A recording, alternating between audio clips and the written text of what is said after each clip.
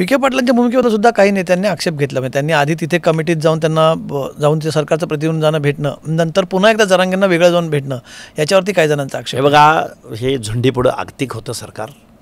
आणि विखे पाटलांना थोडंसं वाटतंय की महाराष्ट्राचा मुख्यमंत्री आम्हाला व्हायचं आहे, आणि मग थोडासा मराठा एवढा पेशाने इकडं आला आहे, तर मग मी काहीतरी मराठा समाजासाठी करतोय किंवा मला मशिया होता येते का, किंवा मला यांचा आवाज बनता येतो का, हे लटके प्रयत्न आहेत.